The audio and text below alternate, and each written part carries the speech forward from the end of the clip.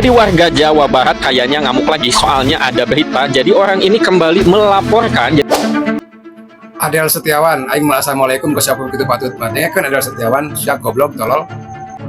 Hari ini kami melaporkan Gubernur Jawa Barat Deddy Mulyadi ke Bareskrim Polri terkait dengan kebijakannya yang menempatkan anak-anak bermasalah dalam perilaku ke dalam barak militer. Ini lagi viralnya si Adel melaporkan Kang Deddy Mulyadi ke Bareskrim Polri ya. Dimana si Adel ini kekeh menuding bahwa Kang Deddy itu melanggar undang-undang hak anak ketika Kang Deddy memasukkan anak bermasalah ke barak militer. Tentu saja hal ini mengundang kegeraman para netizen. Di antaranya netizen-netizen ini ikut bersuara. Kita simak dulu. Adel Setiawan, aing mah assalamualaikum ke siapa kita patut mane kan Adel Setiawan, siap goblok tolol. Ngalaporkan KDM ke Kapolri ku Komnas HAM saya tidak denge aina ngabul ke Kapolri tentang KDM membarak militerkan anak-anak yang bermasalah. Sok wae rek didenge mah coba-coba saya laporkeun agi denge mah ke Kapolri moal tadeulekeun keur tadi aing. Hasdi ke sekali ke presiden moal tolol sia goblok sia mah hayang ngaruntuhkeun gubernur yang menyerahkan gubernur lawan heula masyarakat Jabar nu pro ka gubernur. Sia dibayar sabaraha nyaho saya orang PKS mal bisa menyerahkan KDM dipikir lagi moal calon presiden dilawan bal ka heads ya anak Masna Prabowo. Nah, netizen lain akhirnya curiga, ini kok kenapa si Adel kekeh setelah tidak ditanggapi oleh Komnas HAM laporannya beberapa waktu lalu, kemudian dia lanjut melaporkan ke Bareskrim. Ada apa di balik ini?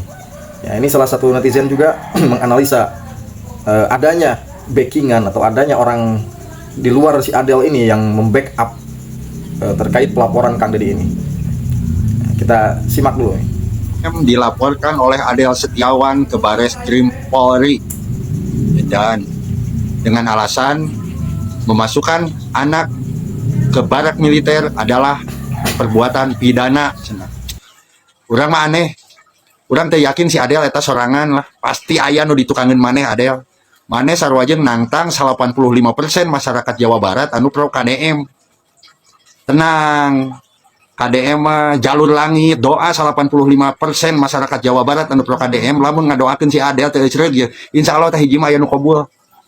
Teu kudu kekerasan, teu kudu nanaon, doa masyarakat lah, doa jelema leutik anu ditarulungan ku KDM mun ngadoakeun si Adel teh ceureuh insyaallah pangeran teh sare Adel. Saha ditukangin maneh? Nu boga duit tukangin maneh saha teu mungkin, maneh sosoranganan kikituan, gada gidig sorangan, kudu aya nu ngamodalan weuh.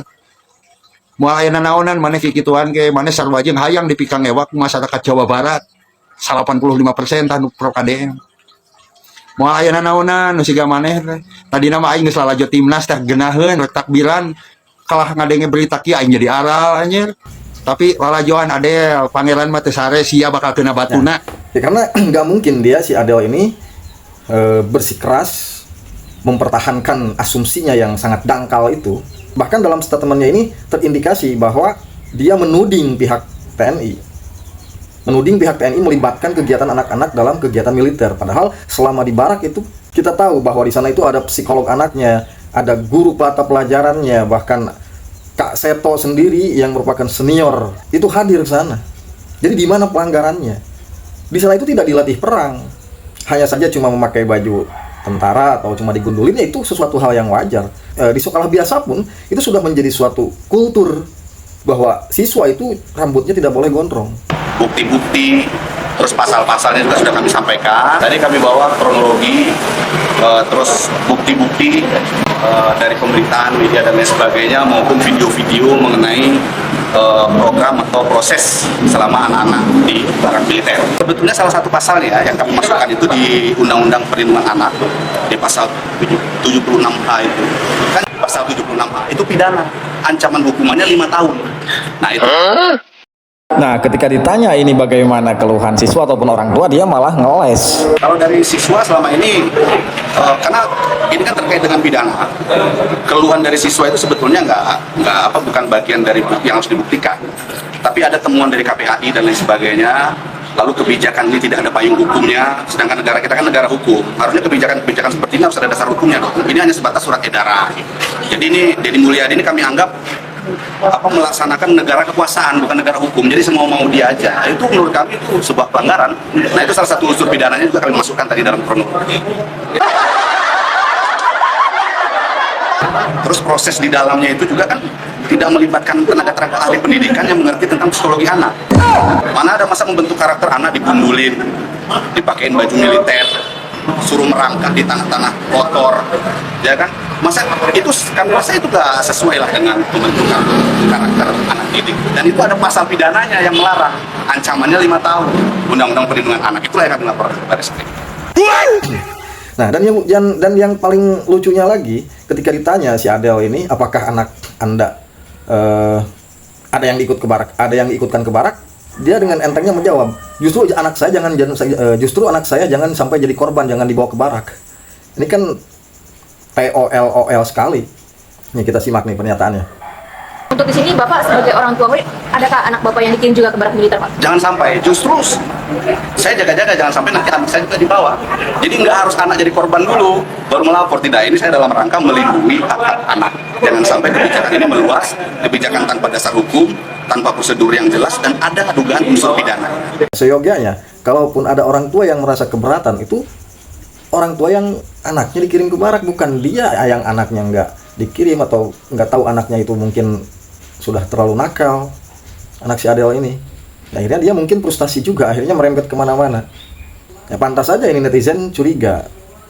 Ini ada apa di balik sikap si Adel yang bersikeras dengan kebodohannya itu? Hingga dia tidak puas setelah sebelumnya melapor ke Komnas HAM, kemudian oleh Komnas HAM tidak ditanggapi karena memang Menteri HAM sendiri Natalius Pigai yang mengatakan bahwa tidak ada pelanggaran di sana. Sekarang dia lapor ke Baris Krim Polri. Oke, kita simak lagi nih analisa seorang netizen ini. Jadi warga Jawa Barat kayaknya ngamuk lagi, soalnya ada berita. Jadi orang ini kembali melaporkan. Jadi sebelumnya kan dilaporkan, tapi kali ini ke Baris Krim. Karena negara hukum, harusnya kebijakan seperti ini harus ada dasar hukumnya. Ini hanya sebatas surat edaran. Jadi ini Deddy Mulyadi ini kami anggap melaksanakan negara kekuasaan, bukan negara hukum. Jadi semua mau dia aja. Itu menurut kami. Jadi orang yang pernah diundang ke Sion TV dan dia debat yang sama kembali melaporkan Deddy Mulyadi atas dugaan yang sama yang sebelum-sebelumnya. Jadi kirain saya nih, itu tuh sudah beres ketika dia diundang ke acara TV dan lain-lain, sudah beres kan? Laporkan ke Baris Krim dengan dugaan yang sama, dan yang dilaporkannya adalah Gubernur Jawa Barat dengan tadi bla bla bla bla bla bla bla. Nah, singkat kata dari Kang Iki adalah, jadi kalau misalkan dipikir secara logika sehat dulu ya, jadi logika yang tidak emosional, yang tidak memihak sana sini. Logikanya sederhana seperti ini. Kalau orang biasa seperti saya, maka saya tidak akan berani melaporkan ke polisi karena nggak ada uangnya. Jadi uangnya dulu. Kalau kita kehilangan motor, udah tahu kan resikonya mungkin bakal kehilangan sapi atau kehilangan mobil. Jadi perlu laporan ini, perlu ada dananya. Lalu yang jadi pertanyaan adalah siapakah dana di balik orang tersebut? Maka tugas netizen yang lain, tugas teman-teman yang lain untuk mengungkap siapa dalang di balik orang itu. Jadi dalangnya ada, ya kemungkinan ada. Jadi kemungkinan adanya 95% ada. Jadi silahkan ditelusuri lah oleh netizen yang cerdas kan. Lalu kalau misalkan dia rakyat biasa juga, nggak mungkin seberani itu untuk melaporkan kan gubernur. Jadi gubernur ini powernya gede. Apalagi kalau dilaporkan cuma oleh rakyat jelata. Dan berarti yang jadi pertanyaan adalah siapakah dalangnya? Tanya. Itu aja kesimpulan logikanya. Jadi logika berpikirnya kan tadi, ada orang nih kehilangan HP, bukan motor lagi, kehilangan HP, pasti dia takut untuk melapor ke polisi. Dan ini melaporkannya langsung setingkat gubernur. Itu aja, wassalam. Nah, semoga ini si Adel ini segera ada yang nangani ya.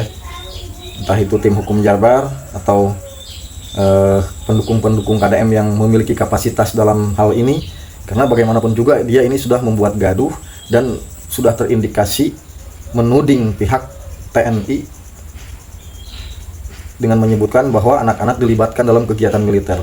Tentu hal ini merupakan sesuatu yang mengarah terhadap fitnah